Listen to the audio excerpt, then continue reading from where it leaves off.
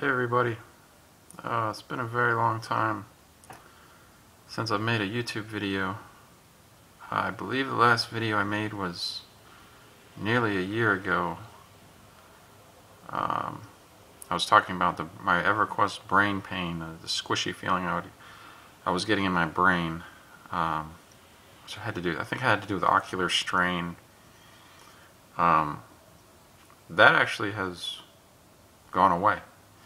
But sadly there's been other things that have been coming up with my health, a little more distressing, like my neck has been twitching.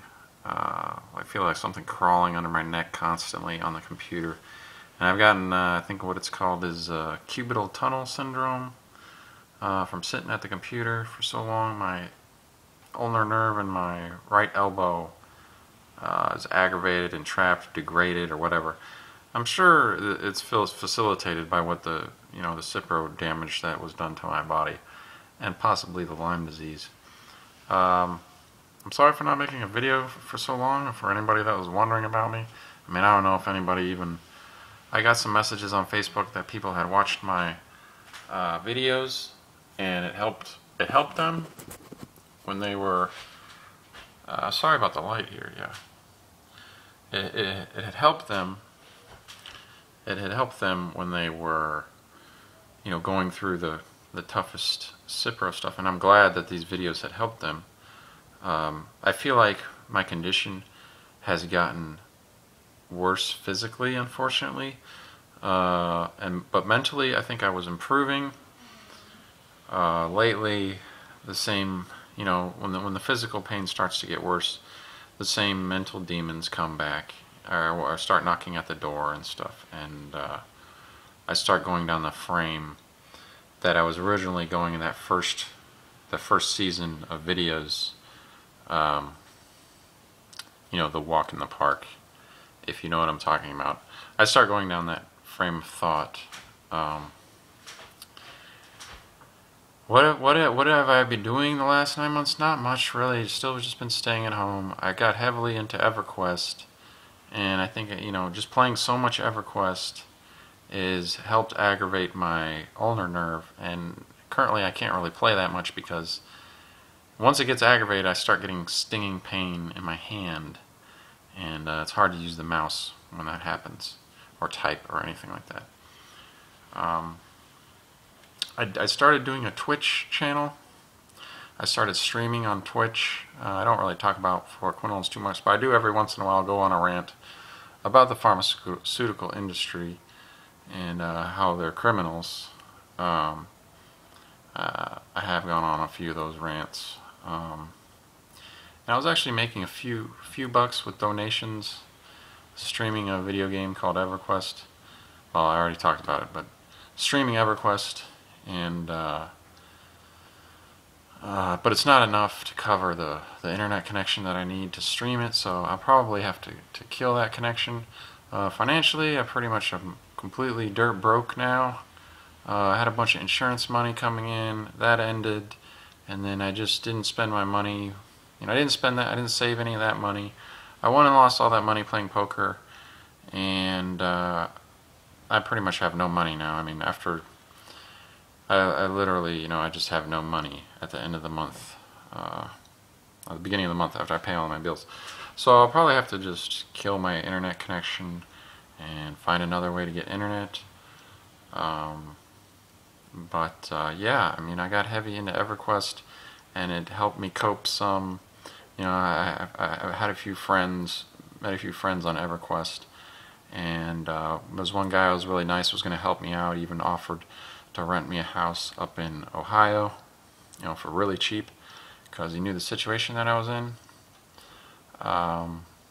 But other than that, of course I still have my spasm that started in September of 2011. I guess I forgot to do my recap. In September of 2011, I was permanently crippled by a course of antibiotics consisting of 750 milligrams Cipro and 500 milligrams Flagyl. I believe the Flagyl was 3 times a day and the Cipro was 2 times a day. Both of those are max dosages, and they're probably way too much for how much I weighed. There's nothing I can do about the damage that Cipro did to me.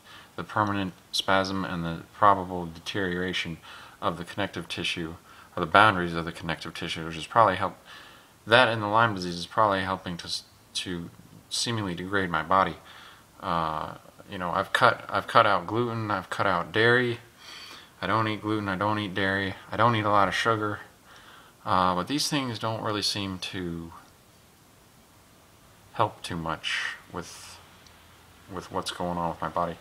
I have been eating a lot of peanut butter lately, and I'm sure that's not high on the list of good stuff for you. I mean, it's organic, but I don't really have much to say. Nothing has changed from the things that I've said in my videos in the past. Like, those same thoughts are still there, the same ideas are still there, the same truth is still out there, that the United States is run by corporations, and the pharmaceutical corporations are the richest, and they're also continuing the Holocaust from World War II. They have continued the Holocaust through the use of synthetic pills, and their number one bullets are the fluoroquinolone antibiotics, because of the sort of ghost-like damage that they can do to your body, and the money-making scheme that you come back, and this goes wrong, you don't know what it is, and blah, blah, blah. You get sucked into the machine.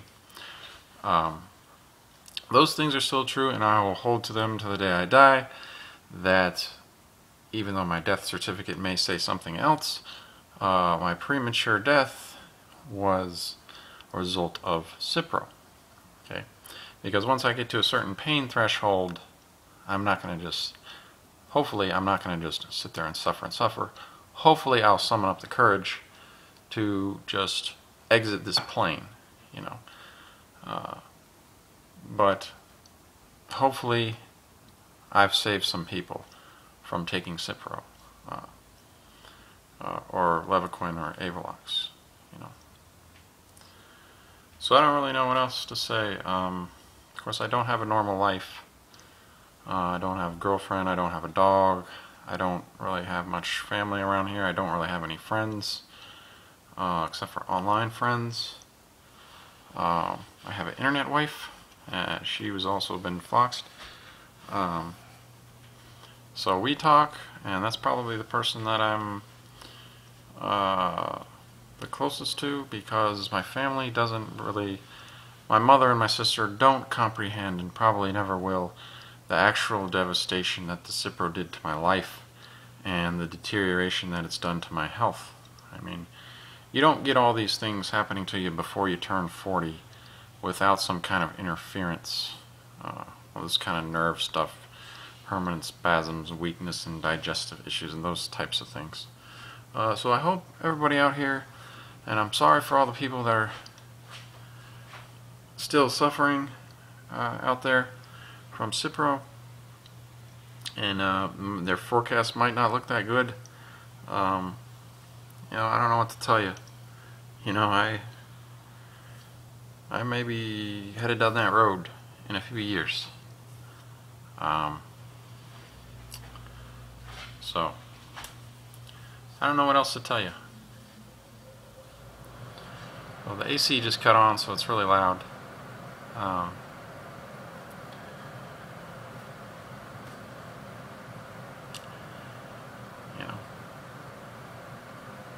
I'm at a loss for words. I'm not sure what else anybody wants to know, but I hope that some people watch this video and see that I'm still alive, and I think that you can recover mentally. I don't know about physically, but I think mentally you kind of eventually do recover from the Cipro. It's just the problem is physically you start to not recover, and you start to get worse, and it creeps up on your mental and makes your mental go in reverse, which is kind of how I feel right now. I feel like it's just such a devastating thought. You didn't realize back then the pain, the mental and physical pain that your body could go through. If you knew that back then, you would have had a totally different perspective on life. I wouldn't have been shooting for the stars. I would have been like, hey, I'm healthy, All I need is a family and this and that, and I would have held those things secure and kept my feet on the ground and watched out for my health. I didn't realize that your health could be mutated and caused into this kind of seeming slow death spiral. I didn't know that that was possible. But it's possible with fluoroquinolone antibiotics. Anyways, I may try to make another video with some kind of topic, but take care, everybody.